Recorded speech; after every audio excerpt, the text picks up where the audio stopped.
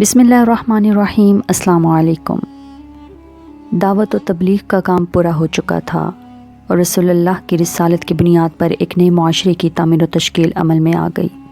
अब गोया ग़ैबी आतिफ़ रसूलुल्लाह के क़ल्ब व शऊर को ये एहसास दिला रहा था कि दुनिया में रसूलुल्लाह के क़याम का ज़माना इख्तिताम के करीब है।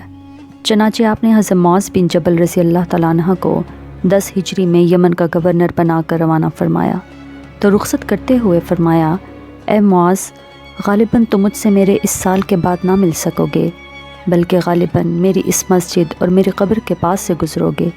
हज़रत मुआज़ ये सुनकर रसूलुल्लाह की जुदाई के गम से रोने लगे। दर हकीकत अल्लाह चाहता था कि अपने पैगम्बर को उस दावत के समरा दिखला दे जिसकी राह में आपने 20 बरस से ज़्यादा अरसा तक तरह तरह की मुश्किलात और मुशक्क़तें बर्दाश्त की थीं। और इसकी सूरत ये हो कि रसूलुल्लाह हज के मौका पर अतराफ़ मक्का में क़बाइल अरब के अफराद और नुमाइंदगान के साथ जमा हों, फिर वो रसूलुल्लाह से दीन के अहकाम व शराय हासिल करें और आप इनसे ये शहादत लें कि रसूलुल्लाह ने अमानत अदा कर दी, पैगाम रब की तबलीग फरमा दी और उम्मत की खैर ख्वाही का हक़ अदा फरमा दिया। फिर जब रसूलुल्लाह ने अपने इरादे का ऐलान फरमा दिया तो मुसलमानान अरब जोक दर जोक पहुँचना शुरू हो गए। हर एक की आरज़ू थी कि वो रसूलुल्लाह के नक्शे पाक को अपने लिए निशान राह बनाए और आपके इक़्तिदार करे। ज़िक़दा में 4 दिन बाकी थे और रसूलुल्लाह ने कूच की तैयारी फरमाई। बालों में कंघी की, तेल लगाया, तहपन बांधा, चादर ओढ़ी और कुर्बानी के लिए जानवरों को कलादा पहनाया और ज़ोहर के बाद कूच फरमा दिया और असर से पहले ज़ुल्हलीफ़ा पहुँच गए। वहाँ असर की नमाज 2 रकत पढ़ी और रात पर ख़ैमा ज़न रहे। सुबह हुई तो सहाबा कराम से फरमाया, रात मेरे परवरदिगार की तरफ से एक आने वाले ने आकर कहा, इस मुबारक वादी में नमाज पढ़ो और कहो हज में उम्रा है। फिर ज़ोहर की नमाज से पहले रसूलुल्लाह ने एहराम के लिए गुस्ल फरमाया। उसके बाद हज़रत आयशा ने आपके जिस्म अतहर और सर मुबारक में अपने हाथ से ज़रीरा और मुश्क आमेज़ खुशबू लगाई। खुशबू की चमक रसूलुल्लाह की मांग और दाढ़ी में दिखाई पड़ती थी, मगर रसूलुल्लाह ने खुशबू धोई नहीं बल्कि बरकरार रखी। फिर अपना तहबंद बांधा, चादर ओढ़ी और 2 रकत ज़ोहर की नमाज़ पढ़ी। उसके बाद मुसल्ले पर ही हज और उम्रा दोनों का एक साथ एहराम बांधते हुए सदाए लब्बैक बुलंद की। फिर बाहर तशरीफ़ ले आए, कस्वा ऊँटनी पर सवार हुए और दोबारा सदाए लब्बैक बुलंद की। उसके बाद ऊँटनी पर सवार खुले मैदान में तशरीफ़ ले गए तो वहाँ भी लब्बैक पुकारा। उसके बाद रसूलुल्लाह ने अपना सफ़र जारी रखा। हफ्ता भर बाद जब आप सर शाम मक्का के करीब पहुँचे तो ज़ीतुवा में ठहर गए और वहीं रात गुजारी और फजर की नमाज़ पढ़कर गुस्ल फरमाया। फिर मक्का में सुबह दाखिल हुए। ये इत्तवार 4 ज़िलहज का दिन था। रास्ते में 8 रातें गुजरी थीं। मस्जिद हराम पहुँचकर रसूलुल्लाह ने पहले खाना काबा का तवाफ़ फरमाया, फिर सफ़ा मरवा के दरमियान सही की, मगर एहराम नहीं खोला क्योंकि आपने हज और उम्रा का एहराम एक साथ बांधा था और अपने साथ कुर्बानी के जानवर लाए थे।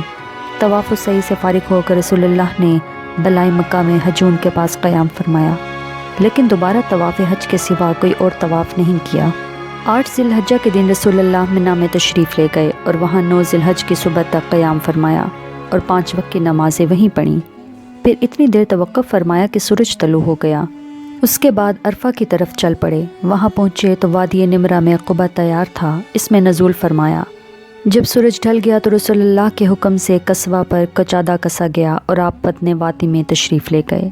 इस वक्त आपके गिर्द 1,24,000 इंसानों का समंदर ठाटे मार रहा था। आपने इनके दरमियान एक जामिया खुतबा इरशाद फरमाया। आपने फरमाया, लोगों मेरी बात सुनो, क्योंकि मैं नहीं जानता शायद इसके बाद इस मकाम पर मैं तुमसे कभी ना मिल सकूं। एक जामी और ख़ूबसूरत खुतबा मुकम्मल होने के बाद रसूलुल्लाह ने लोगों से पूछा, अगरचे तुमसे मेरे मुतल्लिक़ पूछा जाने वाला है तो तुम लोग क्या कहोगे? सहाबा रज़ी अल्लाह तआला अन्हा ने कहा, हम शहादत देते हैं कि रसूलुल्लाह ने तबलीग कर दी, पैगाम पहुँचा दिया और खैर ख्वाही का हक़ अदा फरमा दिया।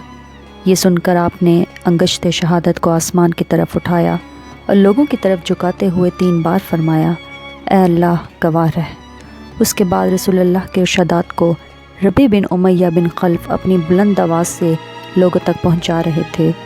जब रसूलुल्लाह खुतबा से फारिग हो चुके तो अल्लाह ताला ने ये आयत नाजिल फरमाई, जिसका तर्जुमा है कि आज मैंने तुम्हारे लिए तुम्हारा दीन मुकम्मल कर दिया और तुम पर अपनी नेमत पूरी कर दी और तुम्हारे लिए इस्लाम को बहैसियत दीन पसंद कर लिया।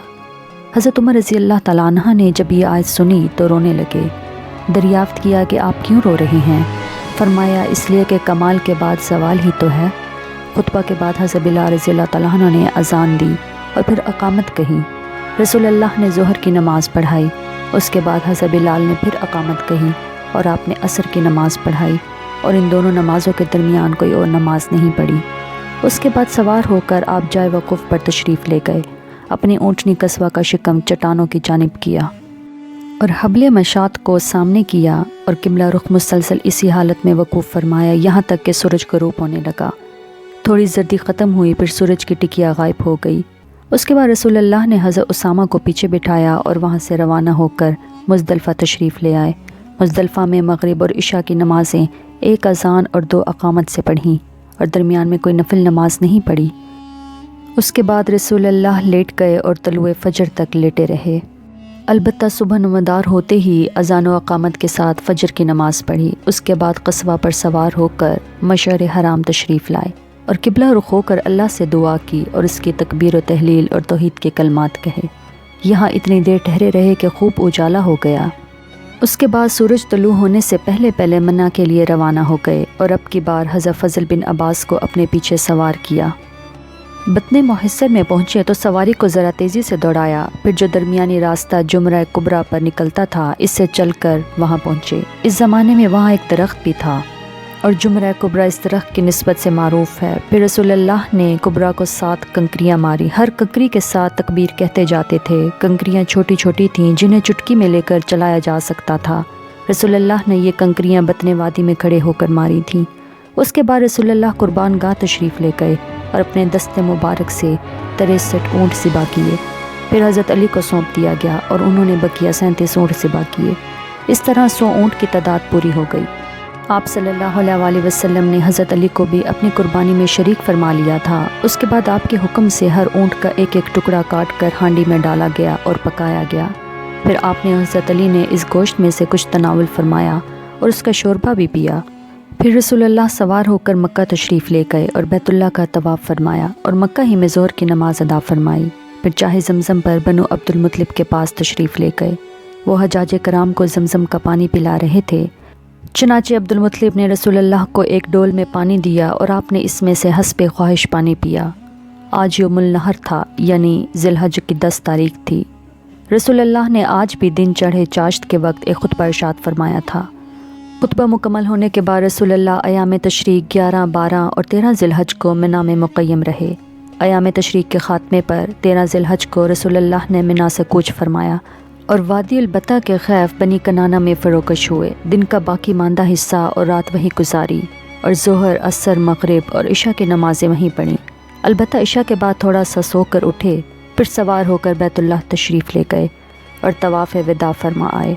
اور اب تمام مناسک کے حج سے فارغ ہو کر آپ نے سواری کا رخ مدینہ منورہ کی راہ پر ڈال دیا، اس لیے نہیں کہ وہاں پہنچ کر راحت فرمائیں گے، بلکہ اس لیے کہ اب پھر اللہ کی خاطر اللہ کی راہ میں ایک نئی جدوجہد کا آغاز فرمائیں۔